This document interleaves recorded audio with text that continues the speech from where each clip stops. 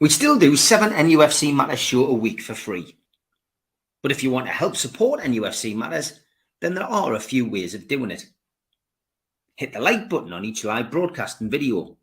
This helps the channel grow. Hit the subscribe button and select the all notifications bell so you don't miss a single show. If you want to help us financially, then you can join the channel using this button with the membership starting at $1.99 a month. Or you can drop us a donation in the chat using a super sticker. We're also looking for sponsors. If you'd like your brand advertised on the flyers for the show and featured during the ad break, then email John at nufcmatters.com to arrange today.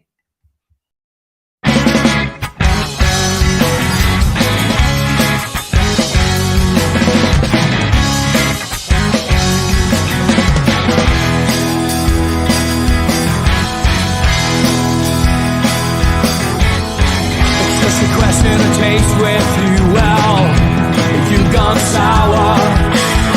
You want the world plus everything, but it won't work an hour. And now your questions are guilt creeping, and you go and buy her flowers. You throw away the dreams we had, boy. I won't allow it. I said we're gonna fall out. Let's see you get out. I think we're gonna fall out. Good evening, welcome along to The Professionals. It is Sunday night, 6 o'clock, an hour and a half of me, Mitch and Stu, chewing the fat about Newcastle United. Good evening, lads. Good evening, Steve. Yes, very good, very good. Got the Manchester United game on in the background, so I'll keep people updated with that. 2-2 at the moment, been another good game. When I say another good game, I mean to join Newcastle's game yesterday. 3-2, Manchester City won the game. I was there, got to be honest. I took Newcastle to win 2-1, and at half time I was smiling because I thought I was going to get it right, that Newcastle were going to do well. And the first half, although Manchester City dominated play, Newcastle went at them, gave it a good shot, and scored what can only be described as two quality goals. Three great goals in the first half. Of course, Manchester City's opener was sublime, but goals from Isak and Gordon, which were equally as good, meant Newcastle went in at the interval 2-1 up. Second half, what happened? It depends who you speak to. We all look at the game differently. For me personally, I felt Newcastle did what they did against PSG and did against Chelsea. They came out. They decided to sit back and hold on to the lead. The problem with that is that when you invite a team as good as Manchester City to attack you, even at your own ground, they're going to do it, and they're going to do it well. And although they didn't get the rewards that their chances probably deserved in that first 15 or 20 minutes of that second half, the script was already written. De Bruyne coming off the bench, carrying a bit of weight. It's got to be honest. It was like watching Jan Mulby warm up and come onto the pitch. Those of you who remember big old Jan. But by God, exactly like Jan Mulby could, De Bruyne can pick a pass. Big mistake were made standing off him.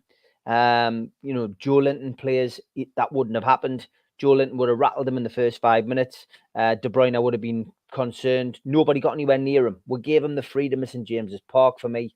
And that goal, that's what he brings to the table.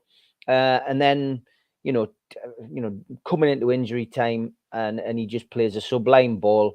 Bob weaves his way through and slots it past Dubravka. Newcastle lose the game undeservedly. I think a point and a draw would have been a fair result. I think Newcastle put their best effort in.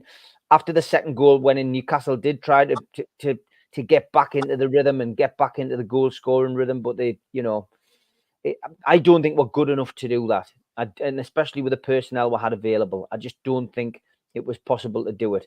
I thought yesterday Dubravka and Almiron were probably my man of the matches. I thought Dubravka kept us in it at times, pulled off some wonderful saves, certainly starting to find a rich vein of form and showing the reason why Newcastle fans rated him before he went across to Manchester United. And I thought Almiron ran his little socks off yesterday. He tried everything he could. There was a couple of decent performances. I was sitting with Keith Patterson and John yesterday, Johnny Allen. They came to the game. My brother and my dad didn't go yesterday, and the frustrating thing about the first half was that they were targeting Dan Burn, as most teams do. Burn got to grips with it, I thought, but they had their own problems down there left-hand side. Newcastle were Trippier was pushing up on the right. Their left-hand side was weakened because I think what they were doing was playing somebody slightly out of position, but they're a world-class team. And the point of me making a short this morning, because, as always, social media goes into meltdown. I was getting messages off people who I know, and, lots of you guys out there who maybe contact us on social media, who were in the chat tonight, like venting your spleen last night or having a moan, and rightly so, we got beat. But, I've just tried to say to you, don't panic, calm down. It hasn't been a great week, right? We'll beat Sunderland, and then we've had Darren Eales come out and dampen everyone's expectations. We had Eddie Howe on Friday, dampening anyone's expectations. And then we've lost a game we should have, most people feel like we should have won, but we've lost against the best team in the world, man. That team's won everything in the last calendar month, 12 months. There's nothing to be downhearted about. And, do you believe everything Eddie Howe and Darren Eales says? Do you believe we're not going to bring anybody in? Wait and see until the end of the transfer window. They may well bring somebody in. They may well go into the loan market. But for me personally, I'm not too downhearted. We've now got 2 weeks where hopefully at least Harvey Barnes may make a return, and Joe Willock won't be too far behind him, and suddenly we might get a little bit of luck. That's what we need to turn things around. The Fulham game's the big one for me. We need to beat Fulham, keep the FA Cup running going, keep our season alive, and then start to find some form in the league. But that's my views. Not very often I will have a rant, but I just wanted to get that across because I was at the game. I was there, and I thought the atmosphere was great. I didn't think that, some people are saying, why were they going on a flag march, war flags, doing a flag march like 2 hours before the game? What use is that? They were all tired. They weren't singing. Rubbish. Listen, the atmosphere yesterday I felt was good. Newcastle fans got behind that team. They could. Yes, people left when the third goal went in. Some people left at 2-2. I've got to be honest. When the third goal went in, we had 3 minutes of injury time. I started to make my way down the stairs, and by the time I got out of the ground, the game had finished. But we'd lost the game. 3-2. You want to get home. You want to get an advantage if you get in the bus or the metro, then do it. But I stay behind most games and clap the team off the pitch. But last night, I just you're sitting in cold temperature. You just want to get home, and I don't blame anybody for doing that. It's up to you. You pay your ticket, you take your choice.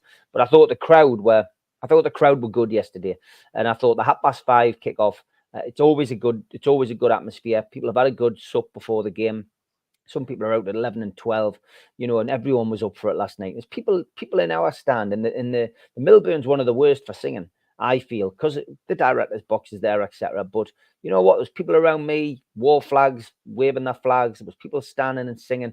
I thought the atmosphere was good yesterday. I don't know what it was like on the TV, but overall, as a game of football, that was a classic. It was an absolute classic. It was a really good game, and I'm not disappointed at all. So, Stu, your view, mate, from sitting watching it last night? Well, you have to go through it slowly, weren't you? There was 5 excellent goals. I thought every goal was brilliant. And I think the difference from us either winning or drawing and end up with a defeat was the strength of the benches, the respective benches. They could bring on... I don't buy the fact that they could bring De Bruyne on and we could only bring Hall on and stuff like that. It's not fair to single bloke, because if De Bruyne was fit, he would have started, and that would have a different impact on the game altogether. So we know that we're hopefully coming out of an injury crisis. There's not another phrase for it. There's 2 weeks where the ones who need rest, which is practically the 11 that played last night, they can recharge their batteries. They'll get back on the training ground. And I think if you look at the Sunderland game and the game last night, you could see the difference. The energy levels were higher. They seem to be more coherent. The players, they seem to be better drilled, and yes, ideally would like to play Man City off the park, but not many teams will do that in the last 5 years or the next 5 years, will they? So if you go through the game bit by bit, I was more frustrated because I've moved house, as you know, and I've got a much stronger Wi-Fi, so I could watch it on the TNT. But I still prefer watching Arabic because it's about a minute quicker. But this time I watched it on TNT, and because McCoist was doing the commentary, and I like listening to Ali McCoist, not because he's Scottish, because he seems to be fair, but they're all waxing lyrical about Man City constantly. And then when the injury came to the keeper, to Edison's injury, it was because the linesman didn't put his flag up. It's true, but then from then on, they overcompensated, and they can get away with the little niggles. But that first goal from Manchester City, what a finish! You know, I don't think it was talked about enough. It was a great finish, but then so was Isak's. His was clinical. Gordon's was class. Then De Bruyne, what can you say? He just passed the ball at the net, didn't he? And then the guy who scored the last goal, he sounds like a character from Star Wars, doesn't he? Oscar Bob. Did you expect to have like R2D2 next to him or something like that? And you start thinking, but I had Trippier down for the second week in a row to be man of the match. I thought Shaw was throwing himself at everything, and he was composed with the ball when he had to be. And I thought obviously Dubravka would have shot most because he made the saves. Those were my three, which is telling because they're all defenders in the defensive role. But Trippier let himself down by allowing him to get turned by the quality of the pass, because I honestly thought he'd had a good game up until then. And it seems to be that he's got the bit back between his teeth and he's got his mojo again. But for me, the biggest sign from last night was the way that Pep Guardiola and his bench celebrated the victory. It was very reminiscent of how Jurgen Klopp and his team did in August this season. And it just shows, if anyone's looking for like a marker of how far we've come, then that's it. When you have the two best teams in the land celebrating, because all managers will say, right, we expect to win that one, we'll hope to get a draw there, etc. We wouldn't have been down for an easy 3 points for either of those two teams, and both of them come away with 3 points, and they're both celebrating like they'd won the FA Cup, and that shows how far we've come in such a short space of time. So I think we're going to give credit to every single one of them on the pitch. Some played better than others, but everyone who was on the pitch was, well, they just give everything, and that is what we ask for. I know that should be the minimum requirement, but in today's football, it's not often you see every single player taking. And we knew that the young lad Miley was carrying a bit of a bruised foot, yet he still played the majority of the game as well. And you've got to say a fair play to all of them. They're all firmly behind the manager, and we as supporters should be as well. Because I was speaking to Dougie Morris earlier today, and I said to him, look, we've played Manchester City twice, we've played Liverpool twice. So theoretically, we've got a more favourable run than most teams. And give it 2 weeks, we'll hopefully get 2 players back. Give it a month, we should have 4 or 5 players back. And they will make a difference, even if it's not just rotation. It's the last 30, 20, 10 minutes where they can come on. Someone like Harvey Barnes can come on and explode. Even Murphy, he can be rotated with Miggy. There's so much to look forward to, and I think we'll finish the season really strong with a big rattle. And if we can get past Fulham, don't be surprised to see us not to see us with the FA Cup, because I think we can this year. I think that'll be our primary focus now. Full team against Fulham and then go on and win the cup. Well, I hope you're right. A lot of people asking about Hayden. I did cover this on Eddie Howe's press conference review, but he did say that he would be looking to loan him out again. So the answer is to, people saying, do you think he'll be used as a central defensive midfielder, or do you think he'll be playing in some way? No, definitely not. Eddie Howe said not at the press conference. So I can't see Hayden making any kind of return at all to the playing squad. Mitch, thoughts on yesterday's game? Frustration. I think that's what permeates through everything at the minute. There's lots of really frustrating contradictions. You can't look at that performance last night and not say, hey, we'll give it a damn good go. We deserved something out of that. That's a great performance. But where was that performance against Nottingham Forest? Where was that performance against Luton? And I get the people who ask that question, because I was asking that myself at one point last night. Christ, if we just placed it half of what we showed last night, the Luton and Forest games would have been totally different. And also then the reaction on social media would be different. The social media reaction is very much like a taxi driver's accelerator here in Dubai. It's either all on or it's all off. And there's just nothing in between. That binary reaction to everything on social media.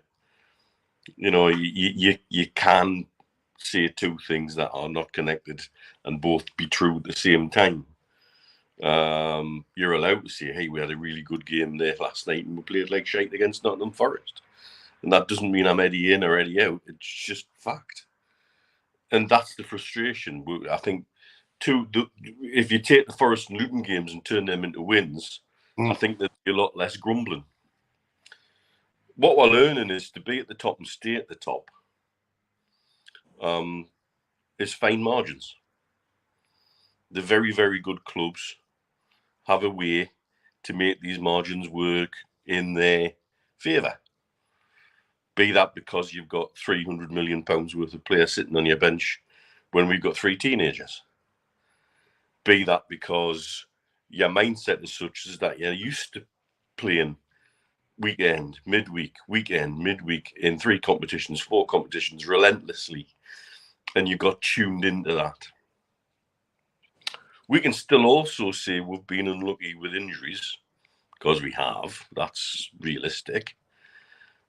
And also suggest that has Eddie used the people on the bench at his best disposal to help the team at certain times? I'm not sure. I'm still not sure about some of his tactical substitutions.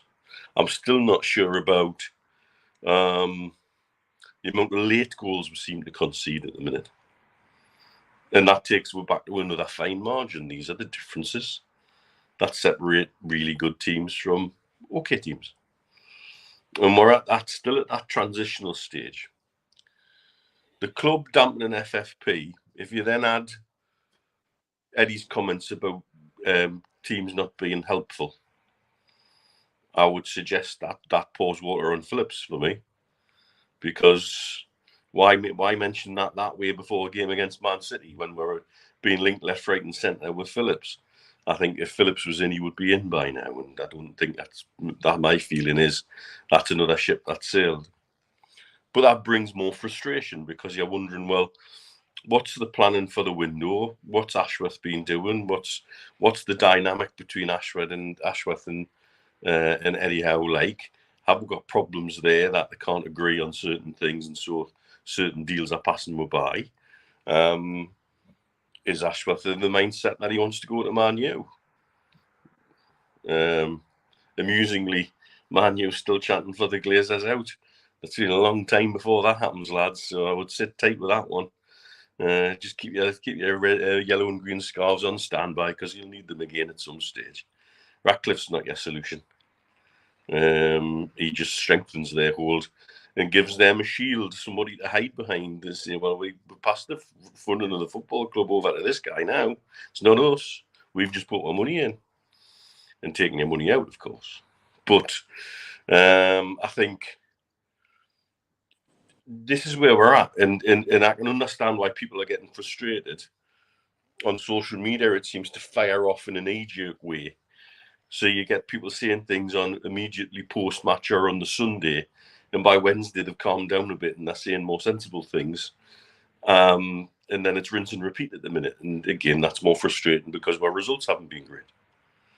And so I think there's a lot of energy being expended in our own way. Again, we've got the guns out, but we don't know where we're pointing them collectively.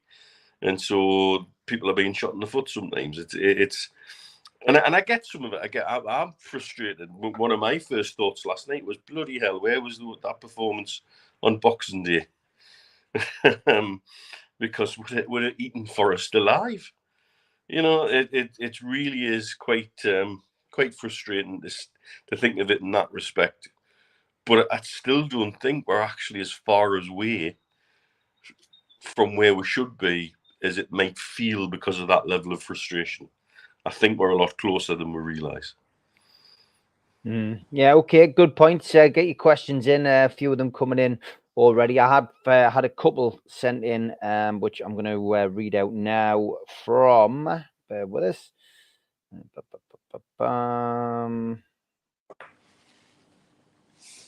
Okay, the first one was from Paul Palpatine on Twitter. He says, Steve, I've got a question for yourself, Mitch and Stu.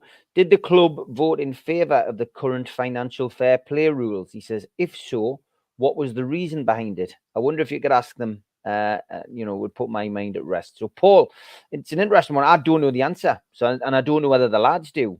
Did Newcastle United vote in favour of the current FFP rules? Is there a way we can find out? Something that Steve Hasty would normally... I reckon Hasty one off the top of his head, yes. I'm racking my brains. Were we in the Premier League when it got voted in? The current new revisions, I think we were. Yeah, but we voted against those. It was us and Man City, wasn't it? And everyone else voted. So there you go. There's your answer. Then I would suggest. We Man City said no, and everyone else said yes. Okay, there we go. Then that would be the answer to it. I hope that helps you, Paul. David Cook messaged us this morning saying, "Hi, Steve. Possible topic for the professionals: Newcastle United's annual results and Darren Eales' statement." Now, me and Mitch and Steve and George discussed it on Friday, Stu, but you haven't had your four-penneth about this. What was your take on Darren Eales and the financial results from the accounts? It's more like 40 penneth rather than 4 penneth. Because, as you both know, I did what I thought was a huge thread on Twitter, and it was that long it wouldn't post. So, I mean, I can find it on the phone and try and read it out, but the top bottom of it is Darren Eales, his little speech, and for me, it's like Oliver with getting his tin out, and I'm sick of this pleading poverty. We're not poor at all. Those accounts that they released showed a huge upsurge in our incomings. It didn't show Seller, it didn't show Adidas, it didn't show the Champions League money, and the fact that we're spending money, it's all amortized. So if you say it was 55 million or thereabouts for Tonali, that's 11 million a year, and it's like sometimes when I'm listening to him, I'm thinking, don't try and kid a kid, mate.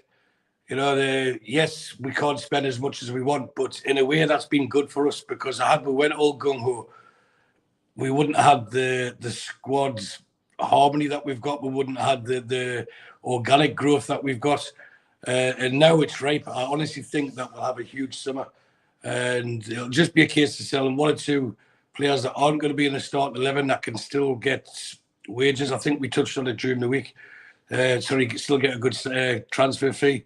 For me, you could have a Wilson, and as much as I think he's a fantastic finisher, if he's not going to get 5 or 6 games in a row consistently, then he's no good to man the beast. And I think I mentioned last week that maybe he's better off in Saudi, and I think we know some people there who would be happy to pay for him and pay the going rate. He scored more goals than Mitrovic. They paid 50 odd for him, didn't they? So there's so much that can be done with it, and I don't like this. We've got no money lock, because we have got the money, and it's, for me, it just gives a green light to other clubs saying, "Well, come and buy our players. We need some money." And what we should be doing is building round. There's 4, I would say 4 blue chip players, that maybe it's even 5 if you include Joe Linton. Then you've got Gordon, Isak, Bruno, and Botman. These should be regarded as the untouchables. That's our future. And anyone else, okay, give us a decent fee and we'll see what happens with it. We can work our way around it. But all this hype and excitement, oh, Bruno's going to get sold. Bruno's made it clear on, I don't know how many times he has to say it, how happy he is in the region. So it wouldn't be his decision to leave. and I don't think the board would have the no, I wouldn't say gumption, the bottle to sell him, because the way things are, the knee-jerk reactions are getting more and more often now, and I think what needs to be changed is the ruling, the amounts in financial fair play, because they are 10 to 12 years old, and the game's moved on. There's more money in the game, but then they've got, well, if they do that now, does that mean Everton get their 10 points back? You know, there's so much. It's sport, but it's not now. It's not even sport and politics. It's sport, politics, and law, and everyone's scared to say the right thing, but because it'll be get called the wrong thing, everyone's scared to say or do what they know they should be doing because they'll get challenged. But regarding the Darren Eales, which was the original question, I understand, and I think I was grateful that he came out and spoke to the press, and so at least we had communication, because that's something we haven't had for a while, and that's something that we were promised: transparency and communication when the new regime first came in. And it's very easy to be all singing and dancing when we're at a cup final. It's all well and good when we're qualifying for the Champions League. It's all well good smiling for a documentary, but when our backs are against the wall, this is when leaders roll up the sleeve and show that they are leaders. And at least he's came out last week and said what he said. Whether I agree with it or not, I think it's quite clear I don't agree with a lot of it. But what I do agree with is that he said Eddie Howe's not going anywhere. But then he said, I hope Dan Ashworth isn't going. That hardly nipped things in the bud, did it? And there's three camps. One, Ashworth should definitely stay. He's going to build the club up, root and branch. Two, let him go. Greedy, money-grabbing person. And three, is he really doing as much as he should be doing? And he can't go to Man United anyway because his pal's not there yet. So is he giving himself 100% commitment to this job? And if so, where's these players? Because we should have been having players over the line. And I think it's just all fits into the narrative that we don't have money to spend. And it's like, let's say, rattling the jaw like Oliver saying, no, we've got nothing, give us something, help us out. No one wants to help us because they know if they give us a leg up, we'll just start trampling all over everyone. And if any other team can slow us down, they'll do as much as they can to slow us down. And so would we if it was the other way around. So we shouldn't be too bothered about that sort of stuff. I think this summer we will spend £250 million minimum on players. And because I've sat and done the calculations, and that's without an Adidas arena, a training camp, and all this crap with the tickets, all the so-and-so's get the ticket when they shouldn't. That person's not even a season ticket holder, how they're there. I think the club are allowing all this to happen and then say, look, we're trying to please everyone we can't, and we need a bigger stadium. And as long as I'm breathing, I genuinely believe that the Saudis want that big, new, bright, shiny stadium, and it's coming. One way or another, it's coming. If they can't get the lowest pass to build on the East Stand, then they'll go and get a new stadium. And I'll be surprised if it's not announced within the next 12 months. As long as we're still doing well in the league, and we are doing well, we're mid-table after a hugely shocking injury crisis, and we're going to get better as the season goes. As I said earlier, we'll finish with a rattle. If you wanted to talk about the fans advisory board, Steve, you better advertise this as a 3-hour show because. Yeah, we'll go. Listen, we'll go on to that after we've heard Mitch's views. I just want to because we can't talk about that. We haven't really talked about that a great deal.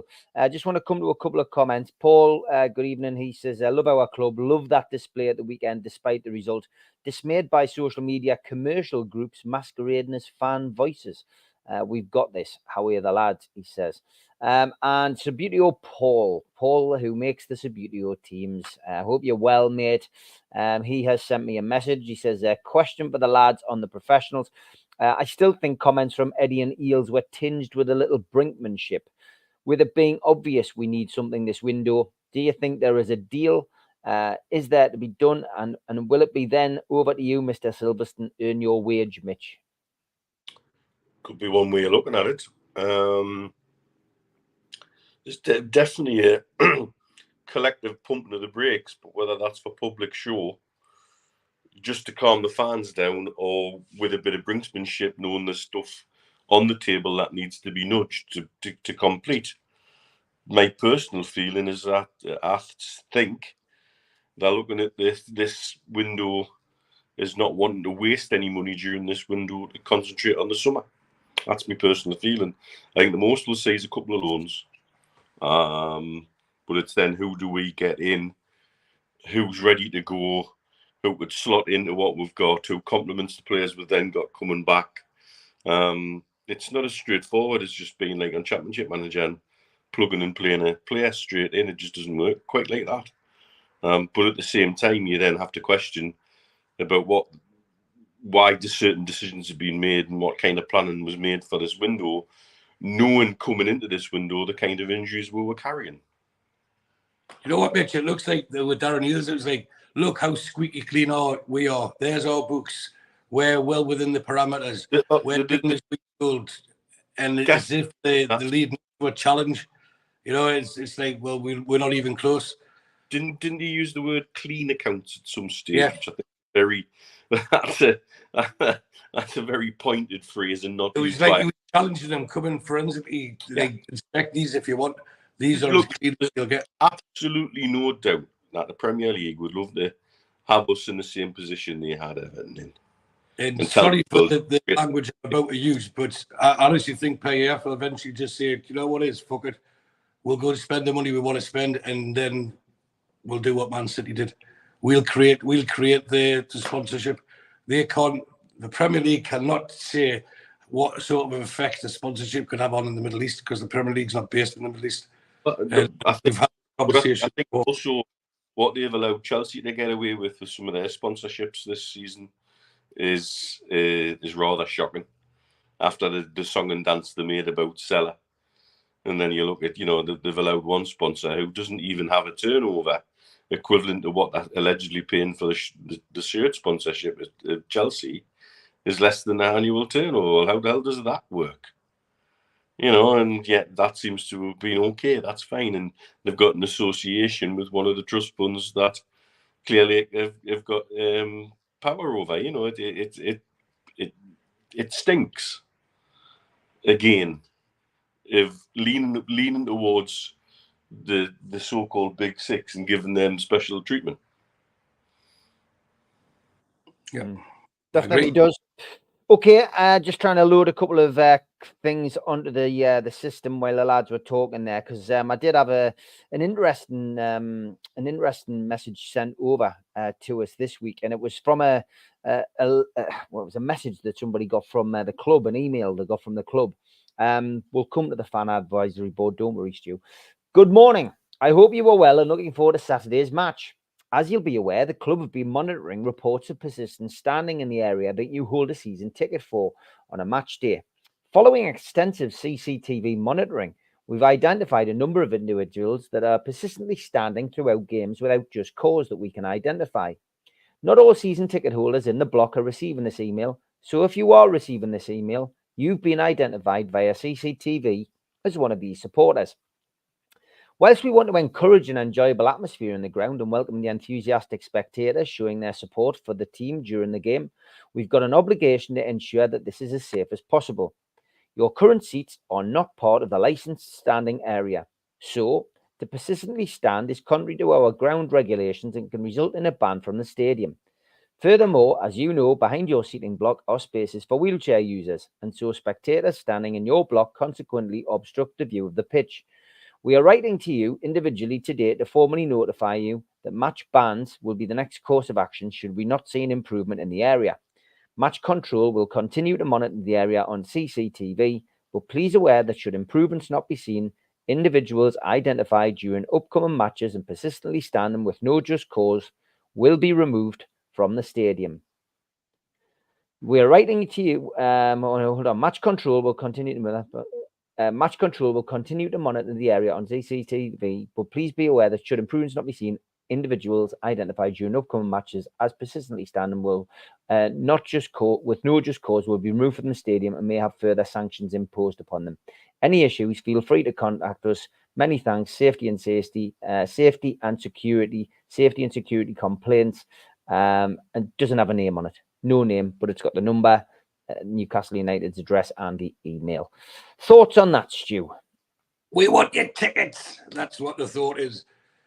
Be naughty, step out of line so we can take your ticket off you and sell it to corporate. You might as well start a new chant. I said it to you in the WhatsApp, didn't I? Yeah. Sit tune if you love the tune, because you get one of the board members, Dad, questioning the atmosphere, and then when people are trying to generate an atmosphere, they get told they're going to lose the ticket for standing up and singing. Well, unless you're Val Doonican, like, not many people can sit down and sing. So what do they want? Do they want the atmosphere that we're famous for, or do they just want to keep driving it towards the middle classes? Because I tell you what, if this team does slip and it does become not enjoyable to go to the match like the theatre as it is, then guess what happens? They'll be the first ones out the door. And then they'll be come back, oh, we need to, and that's when they'll start doing the, not road shows, but more meetings with proper fans. And I will say proper fans, not people who have decided that they can spend 500 quid to go to the match, and that doesn't make them better. It just makes them a more valuable asset to the board. It doesn't make them a better supporter. There's people who have never been to the match that live in Newcastle that will bleed black and white, and for whatever fiscal reason they're not able to go to the game. They might have works or whatever. So it's not, I don't want to get down this super fan route and someone's better than someone else. But to tell someone that they're not allowed to stand up, and it's a threat. It's a blatant, direct threat saying you will lose your season ticket, just like it is with the points, the loyalty points for away games. And it's becoming too much.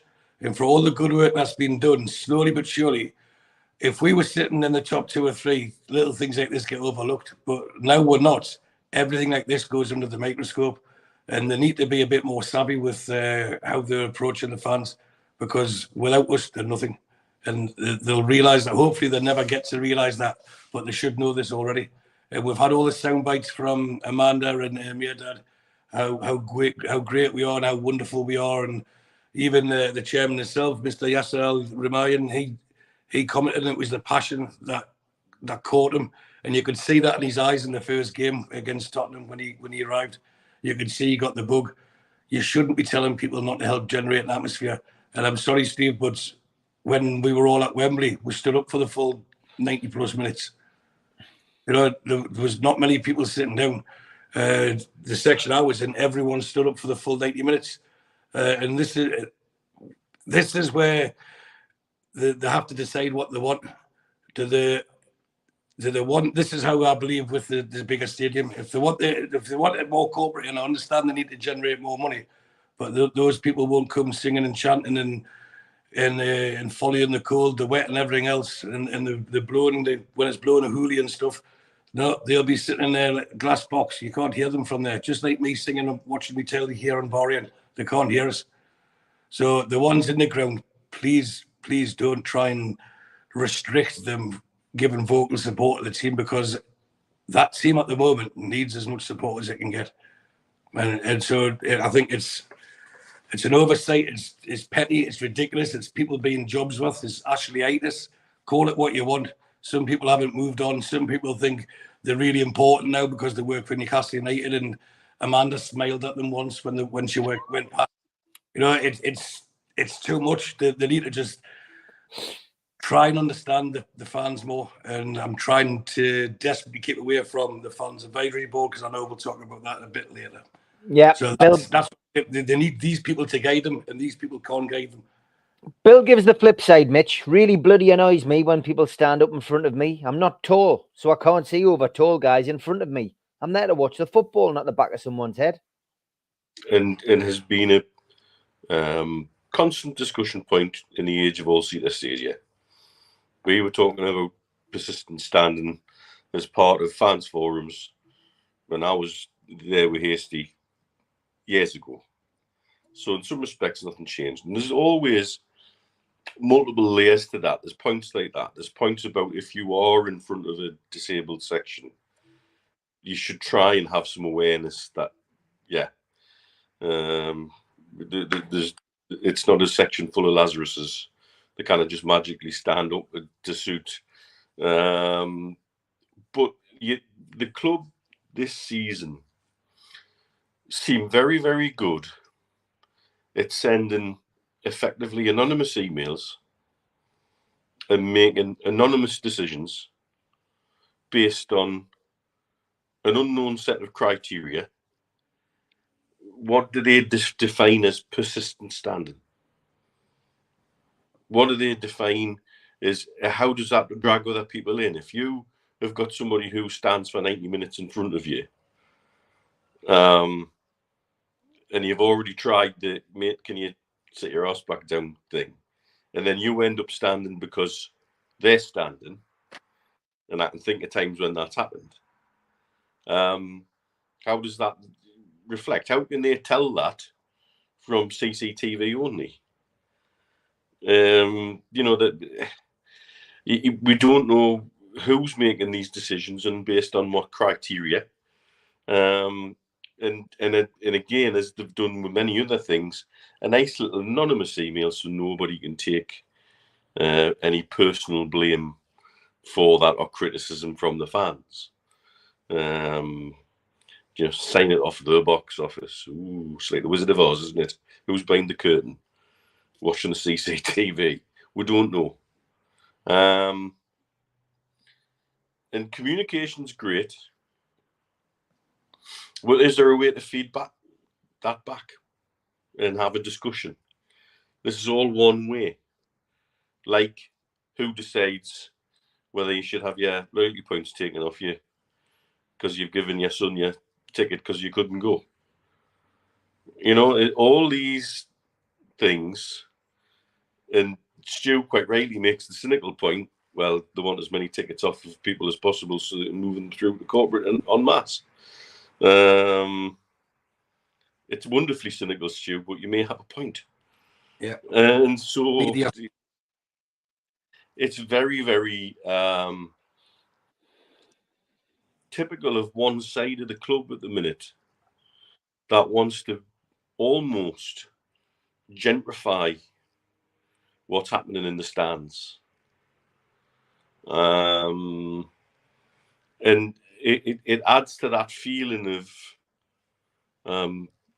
I think there's a large section of the fan base feeling a little bit disenfranchised at the moment.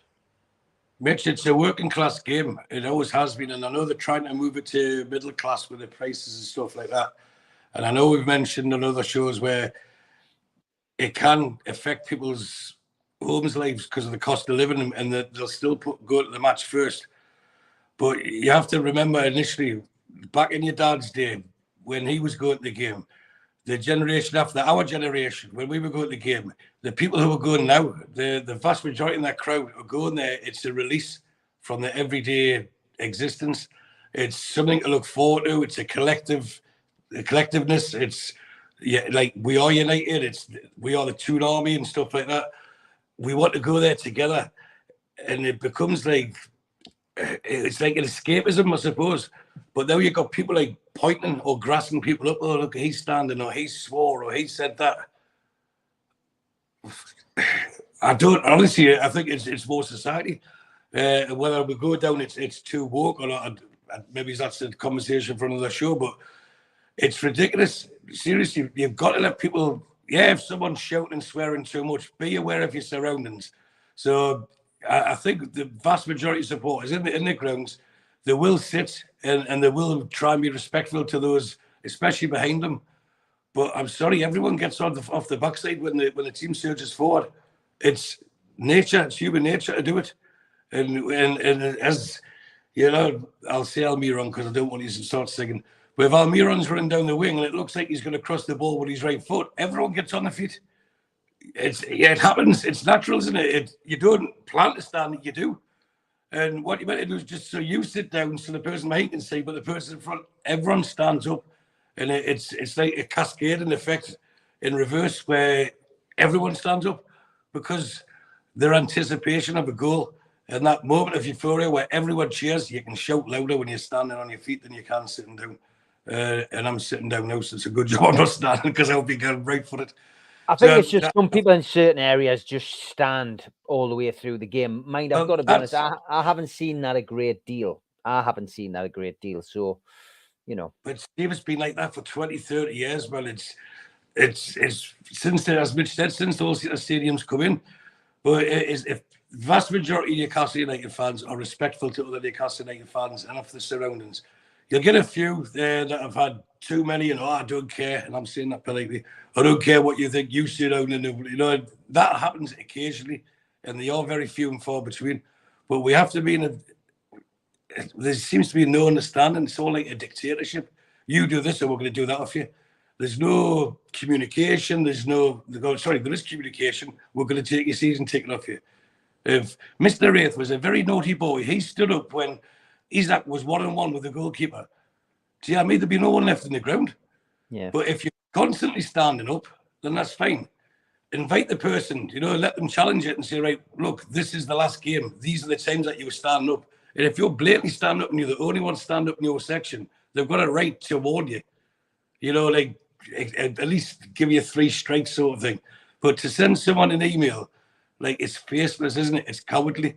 We're going to take your ticket off you if you get caught standing. We've been watching you on CCTV. It's too big brother for me. Let people enjoy themselves. But if someone is doing it, then we'll all be police ourselves anyway. That's how it makes it. And that's it. It's like we're not trusted. We're just the stupid people who aren't trusted. We're not clever enough to buy tickets for £500 a time. Well, I'll tell you something. I am rich enough to buy tickets for £500 a time, but I wouldn't want to. I'd rather be sitting with you and going there. And I'd rather stand at the games. We stood in Dortmund, Mitch, didn't we? Fantastic. And that's the way I like it. Even when I'm in the bar watching the game, do I sit down and watch it, Mitch? No, neither would it, really. Stand the full game. So that's just me, and I'm trying not to speak above everyone else because the ones that are going to the match, to me, are the ones that should be looked after the most. The ones inside those 50,000 inside St. James's, 50,000 home fans inside St. James's, every home game, they're the ones that should be listened to. That's who they should be sending ballots to. That's who they should be sending emails to and asking for feedback. Because these are the ones that will decide if this club is going to be successful on the pitch with the vocal support. But if people are scared to have the tickets taken off them, then the atmosphere is going to get worse. And then what happens? We get wrong off Mirror again because it was a bit quiet. Make the mind up. Make the mind up.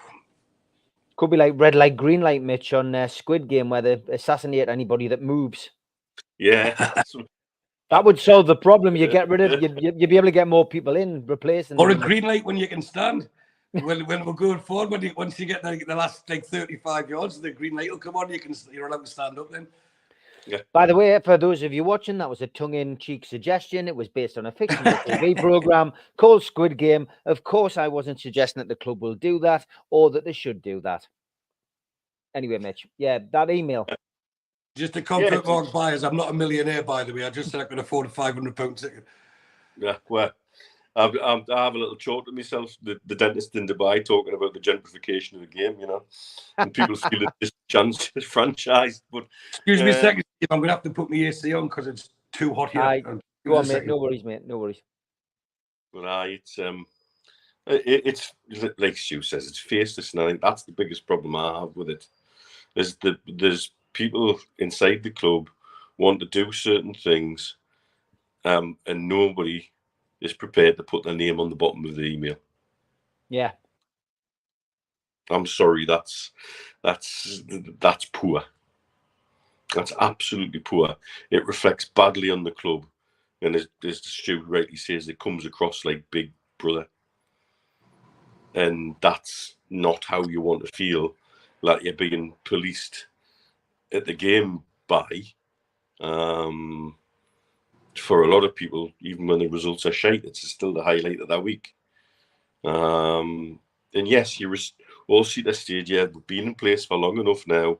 Everybody knows the vast majority of people respect that and respect it very well, with the occasional time that people jump up when they get excited. You know, I think that should be taken as read, but without a clear example being given in that kind of email of what is unnecessary standing. Yeah, is it a set amount of time? It's, you know, it's very, very, very relative, and you know, the what's the parameters? What are they going off? And I think a letter like that once again puts the club where they leave themselves wide open for somebody with the time, money, or inclination, or all of the above. A legal challenge would probably just drive a train through it. And so, and is this really what we want coming from our football club to the fans? I don't think so, really. I think there's way more important things we should be discussing.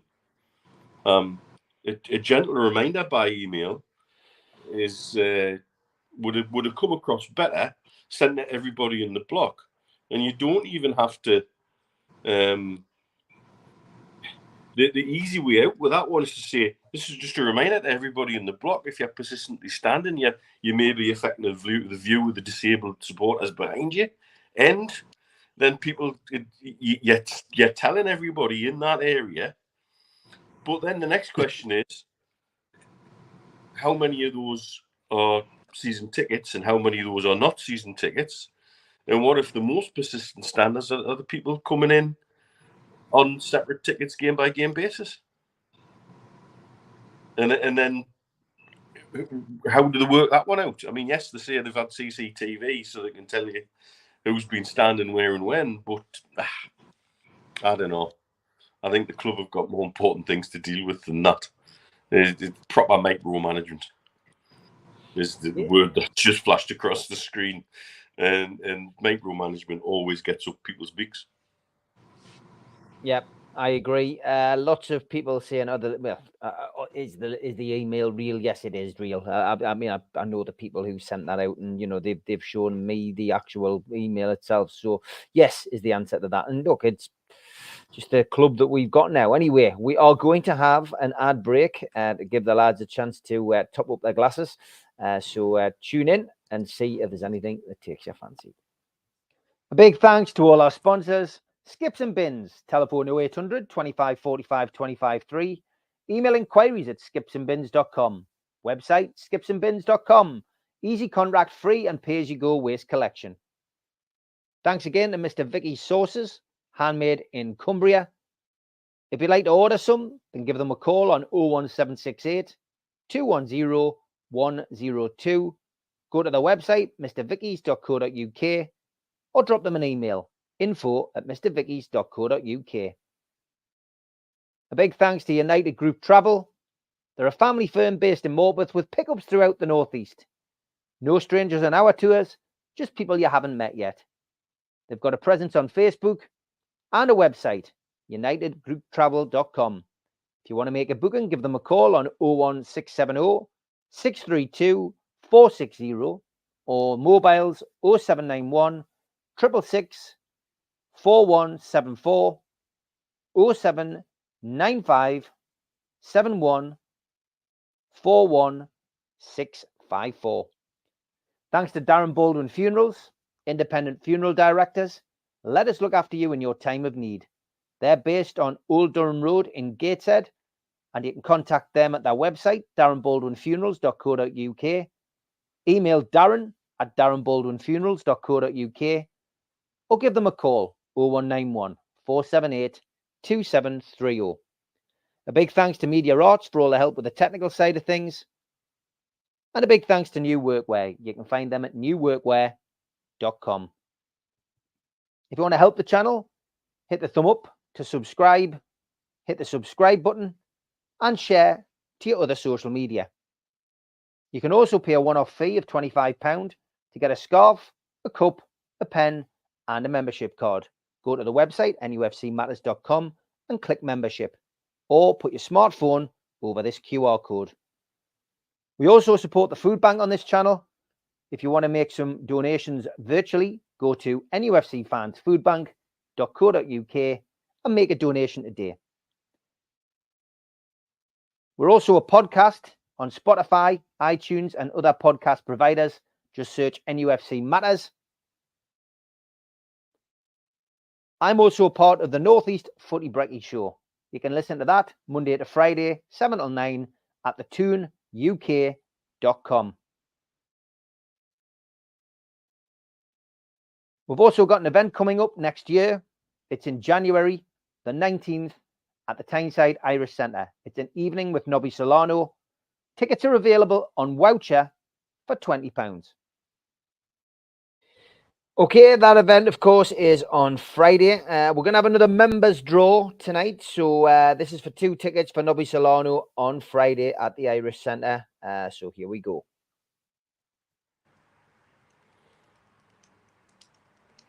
And the winner is... Great to have the drum roll. Number 82, T Malone. You are the winner of 2 tickets for Nobby Solano. So obviously, if you have paid your £25 one-off fee to become a member of NUFC Matters, you've got a chance of winning 2 tickets tomorrow night as well. So well done to T Malone. You are the winner. John will notify you. See you there at 7 o'clock. Okay, we have remembered to do my first tune game.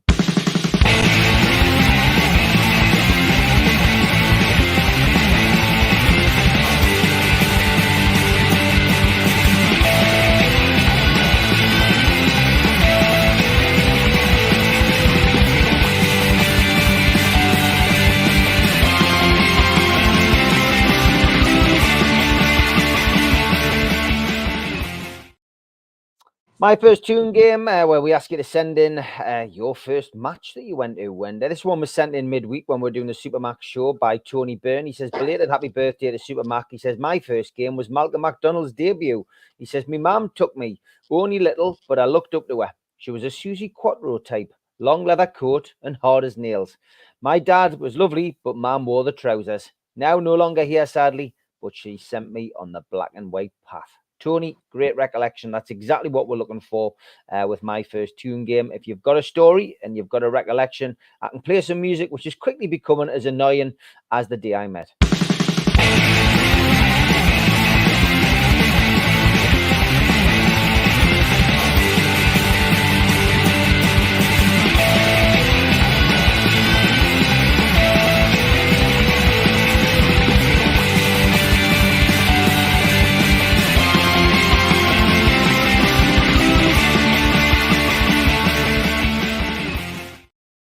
Yes, I know I need to change the adverts. I just haven't had time. I will get it done this week, I promise. Blue Rhythm Boys asked this question a few times and I had got it saved. He says, thoughts on Gordon's post-match interview saying that Howe's instructions were to go for a third and that the players couldn't deliver. Why aren't they playing like they were when the manager's instructions are to do so? So I didn't see this interview, so I don't know in what context it was. But if he said the instructions would go for a third and the players couldn't deliver, maybe that's just, credit to Man City. They changed their tactics. You know what I mean? They find ways of breaking teams down. But I'm not sure it was as simple as that. I think it was as simple as Kevin De Bruyne came on, changed the game. What's your thoughts on that, Stu? Well, it's hardly revolutionary for a manager to say go and score a goal, but I don't think there was any disobedience by not trying to carry his orders out. You just got to look at who you're up against. And as you've just said there, Steve, that Guardiola would have tweaked his tactics because the one that the press love, best right back in the world, and that he got handed his arse twice by Isaac and by Gordon for the goals. So I think what they tried to do was nullify us on the break. And once again, Phil Foden he's a fantastic player, by the way, but he had one of his better games against us. And then De Bruyne comes on and carries on from him, doesn't he? So we're up against 2 genuine world-class talents. And it's easy to say go and score a goal. We wanted to score a goal, and I don't think it wasn't for the lack of effort. And it's taking the chances. We could have had 3 in the first half, 4 even in the first half, but they could have had 6. So you've just got to take it as it is. I think what's reading between the lines, my interpretation was Eddie Howe was saying, look, keep going. You know, keep doing what you're doing. Go and get that goal, because that could take the sting out of them. If we go 2 up, that could take the sting out of them a bit, and then the crowd could carry them home. Well, as long as they're allowed to stand up for that part. I'll just show you this tweet that this Man City fan put out. He says, best organised team City have played in a while, exploited City's weaknesses first half and scored 2 great goals. The subs changed it. And he said, but if you bring on one of the best midfielders in history, you get the edge. Well played today in Newcastle. And that was the overall gist of Manchester City's fan base, I felt, last night. You know, they saw a good team and they know a good team when they see one. But yeah, Mitch, Gordon's comments, I mean, they were just knackered, Bill Burnett says. I wouldn't disagree. They can get knackered, but I didn't think they looked as tired as maybe a few weeks ago. I've seen another part of that same interview where Gordon's saying he's looking forward to a rest. That's been blown out of all proportion as well. Well, finally, a player's admitting that they're tired. Well, no, he knows it's the so-called midwinter break. We know we've effectively got a couple of weeks now. He's speaking truth, not blowing things out of proportion. What he's actually telling me in that interview is the manager was told to keep going and keep looking for the third and keep doing what you're doing, and they weren't able to deliver that, and we weren't for one reason or another. I think the point was made there. It wasn't because they didn't want to, or they couldn't, or they didn't want to try. I think, you know, to lose in injury time to a team that could have brought another God knows how many 100 million off the bench, and the difference was, like that Man City player, their fan said, one of the best midfielders in the world come onto the pitch and made the difference, and that was it. So I think, you know, there was a lot last night to come away with, to feel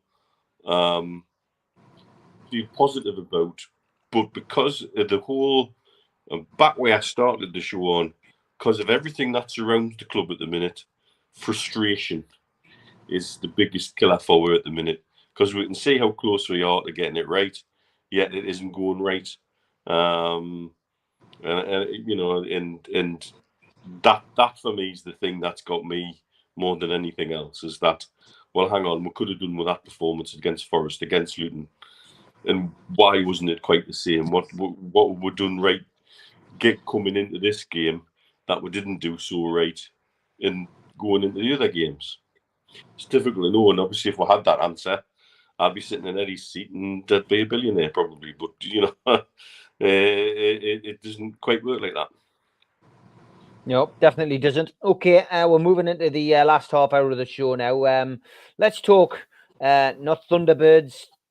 Let's talk FAB, Fans Advisory Board, Stu. It was announced. What do you want to say about it?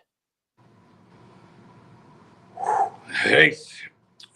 First of all, the Fans Advisory Board should be there as a fair representation of the fans, unless I'm wrong with that interpretation. Is that what it's meant to be? It's meant to represent the fan base, right?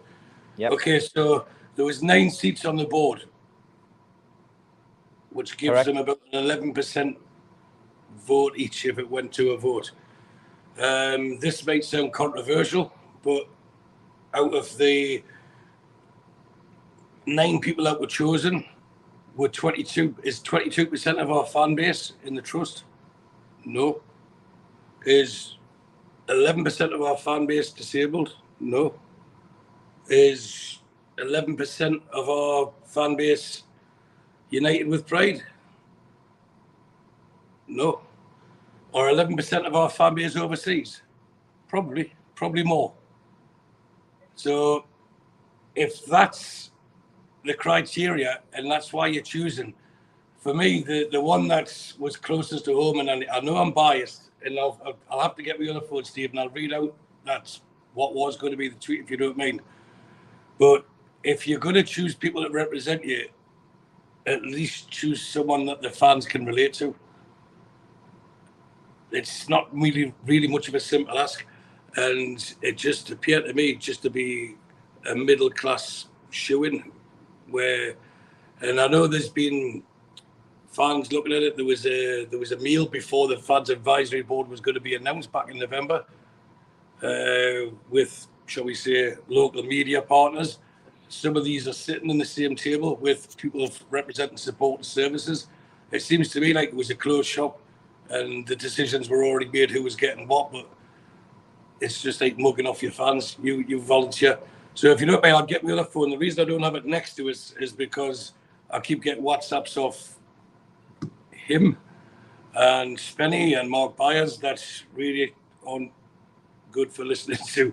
So if he gives us a second, I've just grabbed it now. Yeah. I mean, just while you're doing that, can you explain what you mean by media partners? Because there will be some people out there who don't know what you mean. Well, it sounds strange when I'm sitting on YouTube, but YouTubers, the ones that there's a photograph out there.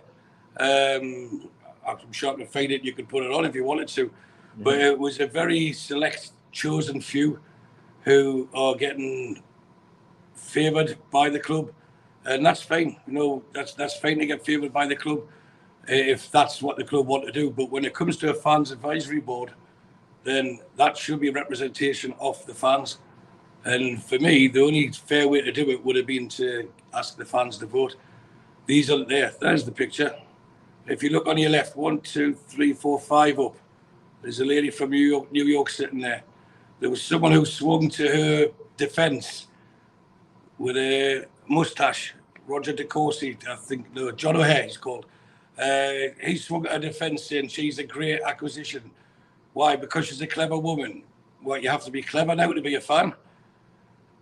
And then there's certain people who represent other YouTube channels who do their own bit, but that was, to me, and Sarah Medcalf sitting there. I see Mitch had disappeared. He knows a lot of the names on there. That was the night before. Well, it could be the night before, isn't it? Where it genuinely was the night before. The next day was when the club announced. That was on the 23rd of November that photograph was taken. And that's certain people that travel from other parts of the world and were given complimentary tickets, and then they got tickets for the next game, etc. The next day, which was Friday the 24th of November, the fans advisory board was announced and people were encouraged to put their applications in. There's people sitting there next to people from supporter services who are on that board, and I'm sure they would have already been told they're on it. So I'm just going to find this because I shared it with you and I didn't want to go through it, so you'll have to bear with us when I'm trying to read it all out because it was quite extensive, if you remember. Yeah, I mean, look, that photo was on social media. It's been bandied around. I've seen it a couple of times, so that's why we've used it. It's fair use to pick something like that up and use it. Again, I will give you my views on FAB. It is different to the fans liaison committee that I was on in the sense that it hasn't been an electoral process for those people to be selected. I think that way is something that, for example, the supporters trust believe in. They have to abide by certain rules and regulations. I'm surprised that there wasn't an objection to the way this has been set up. I certainly would never have put myself forward for this because I've been there once bitten, twice shy and all that. I don't think for me it'll serve a great purpose. I think it's communication is key, but I don't know whether we'll hear anything about this. I don't know whether we'll see the minutes. I think it'll be fairly a closed shop. I am a bit disappointed, and I certainly wouldn't ask Mitch to comment on this today because Mitch put himself forward. It's unfair to ask Mitch to comment unless he wanted to. But I think, I think Mitch. All right. Well, I genuinely, think that you should have been on this. I think you put yourself forward. I think you should have been on it. Listen, there were plenty of people from certainly the international perspective who were qualified to do it. You are one of them. I'm just surprised that you didn't get the opportunity to do it. Disappointed, really, as well, that you didn't get the opportunity to do it. I don't think anybody else amongst the NUFC Matters crowd put themselves forward locally. I didn't. Steve Hasty didn't. Did you put yourself forward, Stu? No, but I was also in a room when I seen in Riyadh when I seen Amanda warmly, when she seen Mitch and Steve Hasty, wave at them and then got off the stage and come and give them genuine warm hugs for the help that those two guys and you through the takeover on regular basis, doing Zoom calls, giving them the fans' side of it. And for me, just to be discarded the way you were, I think is disgraceful. But I've got this thing now, I'll read it out. So bear with us. And this is just my thoughts before the channel gets slated and Steve Wraith gets blamed for everything else. And as I said before I start, I'm a bit biased what I'm saying because Mitch is a very good pal of mine, but this is what I wrote. For what it's worth, and to those who are interested in my thoughts on the FAB and the furore that has followed it, here it is. To grow as a club, it is obvious that we will need new fans. I don't care if they come from Kuala Lumpur, Karachi, Kiev, Kansas or Kingston. If they have pride in the black and white stripes and want the best for Newcastle United. This potentially will have a positive knock-on effect for generations and create the type of global economic growth that is paramount to our sustained on-field success, which I presume is what we all want. What I do take exception to is being told it's raining when someone is pissing on my back, i.e. insulting my intelligence under the misconception that their intelligence is greater than mine. Therefore, I don't know anything. The announcement of the chosen few of NUFC's very first FAB smacks of this. Such borders on the fan base being taken for granted to the point where our opinion doesn't matter and we will just fall in line, smiling obediently whilst being told to accept this as progress and this is for the greater good. Well, I'm sorry, I disagree. And I want and I expected the Fans Advisory Board to be solely consistent of those who see supporting Newcastle United as a passion, an integral part of their lives. Ones who have done the miles home and away and see following our great club as an honour, not as a chore or as a passing fad. I shouldn't have to accept that someone who couldn't tell the difference between Kevin Keegan and Kevin Scott, Dylan, Carr, Sheedy or Brock represent me and my concerns to the powers that be. It appears to me that the whole process was just a box-ticking exercise to appease the EPL's regulations. Questions that I believe need answering for transparency, which were all promised on that historic day back in October 2021, is who conducted the interviews, who were the panel of decision makers, who made the recommendations and ultimately the final call, what thought process was used to select the chosen ones. This is where I admittedly become blatantly biased. Who in that position then thought it was more advantageous to have somebody who, by their own admittance, stumbled across our great club post-takeover to represent the fans overseas rather than Dr. Neil Mitchell? Both fall into the overseas fans categories, but for me, that's where the comparison ends. One has been a lifelong supporter of Newcastle United, was the interim chair for NUST in the beginning. After canvassing pubs and clubs from Berwick to Bishop Auckland to hear the voices and opinions of fans who always believed that their thoughts were irrelevant and then presenting this collated feedback to the club, that's who I want representing me. Someone of this ilk, not someone who is happy to be there, but someone who really cares, someone who will challenge the order, and if and when required, someone who bleeds black and white, someone who doesn't see the role as something for their CV or self-importance, someone who genuinely wants this club to become the best version it can be, and someone who won't be afraid to ask the questions, someone who won't roll over and allow his stomach to be tickled, someone who won't be manipulated or abuse the position for their own personal gain or agenda. We as fans deserve the best.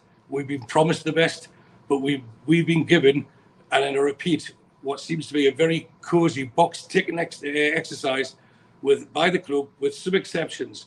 Why no NUSC representation?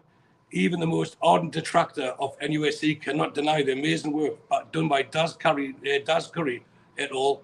In arranging hugely successful and safe events up and down the Thames, Wembley, across Europe, 30 months ago in Riyadh, where our owners are based. They were there.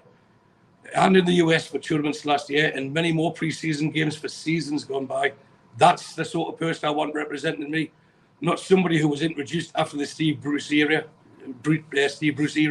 It seems far too political to me, and if anything makes this ordinary fan feel further distance with the suspicion that the whole process was contrived from the very beginning. Some of the newly elected members were socialising with NUFC staff services the night before the FAB was officially announced. Merely coincidence? I think not. It is clear to me that the club decided who they were choosing, but went through the process of inviting applicants. If this is the case, then it's appalling and it needs explaining. 48 hours after I wrote this on Monday, 48 hours after I emphatic trounced off a nearest and dearest down the road, this should have been a serenely peaceful and smooth week. Where am I? Not a shitstorm of epic and unnecessary proportions. If you're still reading this, then God bless you and thank you for allowing me to vent my spleen. That's what I wrote last Monday. But I couldn't get it all. Well said. Michael says, to be fair, Stu and Mitch, who I know personally, isn't this the way we know Saudi works? Fill their staff with yes men who are not afraid to ask the questions. Got to be honest, Michael. Got to be honest. I didn't expect them to work alongside people who did nothing pre-takeover, but say that they didn't want a Saudi takeover and were completely against Saudi ownership. But but that's happened as well. Mitch, the floor is yours. I've got to say I've taken this a little personally. I was really quite disappointed. The process doesn't seem to have been the process I was told initially it would go under. I was told initially that there would be a degree of input of voting from season ticket holders for the posts which aren't permanent ones like NUSC, Nudzer and United for Pride. That never happened. I was then told the applications would be vetted by somebody in supporter services and 2 independent people, all of whom have never been named. And I know most of the people from an international point of view who applied for the role. And I know many of them who I would have no qualms them fulfilling the role because I know they do it the right way and would come with all the questions from the right angles. And yet I don't know any of them who were even interviewed. It just seems to have been a done deal. Let's say this about the international appointee. She's been hung out to dry by the club already. Yeah.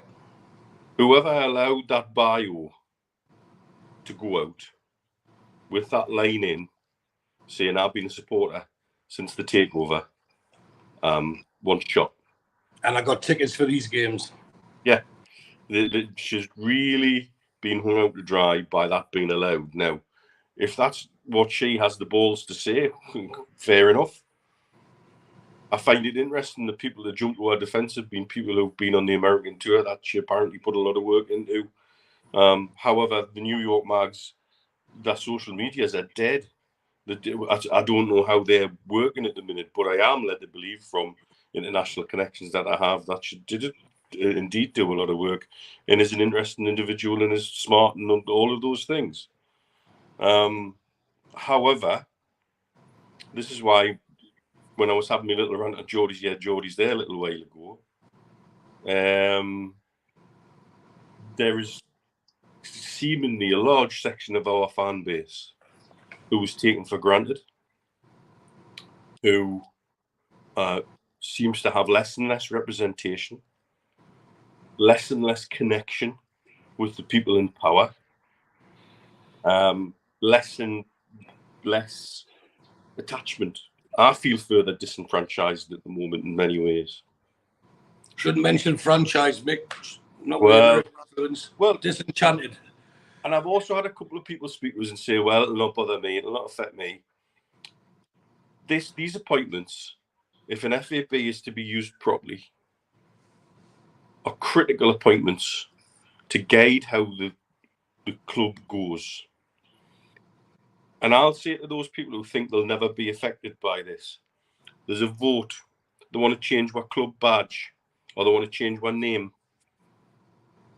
Are you convinced that you'll get fair representation on how your feelings are about something as critical as that. Mitch, they've been put there. They've been put there because when these big decisions come, they'll just nod and say, yes, we're grateful to be in this position. And then when the club get questioned on it, they say, the fans advisory board approved this, they agree to it. That's it. I don't see how this is a step forward from the fans liaison committees and fans liaison panels that the trust railed so hard against. I don't see how it's a step forward from that at all. It worries me that this is now being done almost like a box ticking exercise. Absolutely. So if it is, just say. If you have handpicked people to go on it, just say. Be honest about it. I was told it wouldn't be anything like Spurs' fans advisory board. It's blueprint copy. We just copied the homework. And having said that, having seen what they're doing, and having seen the minutes of the Everton one and seen some of the things they've done on the back of their points deduction, I wouldn't be happy with my name going to some of those letters that they've put out. It's quite embarrassing, to be honest with you. I keep coming back to, I'm grateful to have a platform where I can have an independent voice, and not becoming part of something like that doesn't take that independent voice away. But I would be lying if I didn't say I feel ever more disenfranchised on the back of this than I have in a long time. Disappointed doesn't sum it up. And just little things just shows how it should be taken much more seriously. Some of those photos that people have submitted to say this represents me as I represent you. Yeah. You don't want a holiday snap. You don't want a selfie where it looks like a beer's been cut out of the corner. This should be something different level. But again, it comes back to, I don't think some of the people involved in some things like NUFC at the minute, and some of the people getting involved with this, genuinely realise the gravity of the appointments that they're taking and what they could be doing for the good of the game, the good of our club, and the good of the fans. And I'm really, really disappointed in the feedback and lack of feedback that I've had. I would love to know what the thinking is to appoint certain individuals over the top, and how two independent people, allegedly looking at it, could shape it. It just feels handpicked, and it feels like if you've got a good relationship with certain individuals, you'll have the door open to you in many ways, shape, or form. Lots of comments coming in.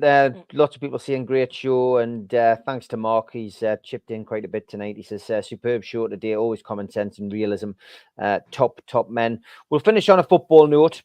Tom Dixon says, with the current form and you know what we've had to put up with over the last 4 weeks, where do you think we'll finish, Stu? Sitting here in January, 2-week break. You've already said FA Cup. You think we could win it? League, we've got a good run in. Really, when you look at it, play Aston Villa, we'll have played them twice. Manchester United, Liverpool, Man City. We have got a good run in. I think we've only got Man United to play, haven't we? We haven't played them twice. We've got Arsenal away as well, Chelsea away, but then we've got the likes of Tottenham at home, Brighton at home. We've got a lot of scores to settle from when we were ravaged with injuries, and as long as God's not a complete, I better not say the word I was going to say. Yeah, things will balance itself out over the season, and we'll get players back. I still think we'll get at least one new player in, and I honestly think we'll finish the season with a rattle. The players are hurt. They know that they put everything on the floor, and I'm sure a lot of them are frustrated when they're going to training every day and they're getting a buongiorno from Tonali, who's picking up like a bigger wage than the vast majority of them, and they would want him in the trench. Well, he's Italian, so maybe they might not want him in the trenches with him, but he could have helped the cause a bit more. So going on to next season, he's got a part to play and a lot of making up to do. But for this season, I honestly think if you look at the fixtures we've got coming up, after Aston Villa. Take out Chelsea away, Arsenal away. I think there's a run of about 9 or 10 games that are all very, very winnable with the team that we've got, but then add 4 or 5 people out of the 10 that are injured coming back. And by the time that happens, by the time we get, I think we'll go full strength at Fulham, and I think we'll blow them out, well, into their water, because the Thames is just behind their ground. Then the acid test will be Aston Villa, who didn't look that great today. You know, so they're maybe in need of a break. Maybe it's the economy. I think if we get to beat up Villa, and that's 5 games in a row, then all the keyboard warriors come out. But you've got to look at the bigger picture. Get that out the way, at least with a point, and then watch us climb that table. And then it's a challenge. And sometimes it's better to be chasing than to be chased, and because you've got nothing to lose, and the momentum will be with us. And even in Eddie Howe's first half season, after we won at Leeds, there was a monumental swing where we went on a stupid run against teams that we couldn't even hold a candle to with the first part of the season, and we swiped them away the second part. Last season, we did the same, and I think this season we're more than capable of finishing strong, because the only distraction they've got is the FA Cup. There's no League Cup now, sadly. There's no European Champions League, sadly. We've got the FA Cup, but which means more time on the training pitch, more time on little drills, more times on planning things, and they're not sitting on aeroplanes trying to recover, getting home 3 in the morning, then recovering the next day, body clocks all over the place. I honestly think that we can finish 6th at least, and I wouldn't be surprised to say 5th, because I think some of those teams will fade. And regarding spending money and that, we haven't done it yet.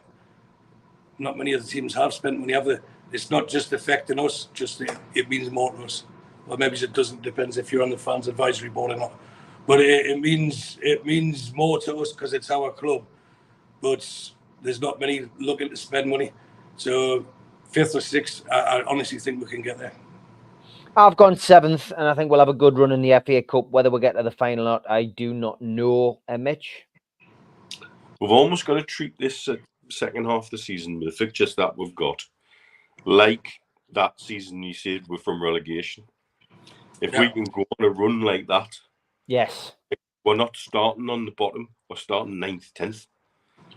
It's a different beast. Yeah. And we've got an opportunity to do that the way the fixtures have run out. FA Cup becomes key to keeping some real interest in the season. And again, we've got a good chance to progress. It's a team we can beat, and we know we can beat. Yes, we're away from home, but and yes, it's a stupid kick-off time for our lads and lasses getting back and all of that. But that's the kind of adversity we often shine through. So there's a lot to be positive about. Again, frustration. And that's what I am at the minute in many, many ways, as was probably obvious from some of the things I've said today. Frustration on lots of levels for me personally. But it's very, very much still in our own hands. With the set of fixtures that we have, we can go on a damn good run from here.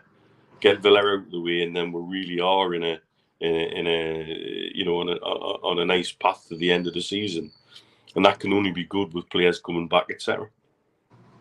Yeah, 6 points off 6th place is all you need to know, guys. It's not a crisis by any means. You know, we're only 4 wins away from 4th place in Arsenal, but you know, I think 6th place, 6 would be fantastic with the season that we've had, and you know what we've had to go through with injuries. But lots of football to be played. The season isn't defined in January, and I'm sure Eddie Howe and the lads will put a run together. I will finish off on Spenny's message which he sent. It was just his letter from Sarah Metcalf at Newcastle United. Thank you for your recent application to join Newcastle United's fan advisory board. Over 400 supporters from the UK and abroad submitted applications. A fantastic response from our committed, passionate fan base. Unfortunately, you've not been successful in securing an interview to be a supporter rep. on the Newcastle United FAB. We really do appreciate you taking the time to submit the application and for your interest in being a part of the board.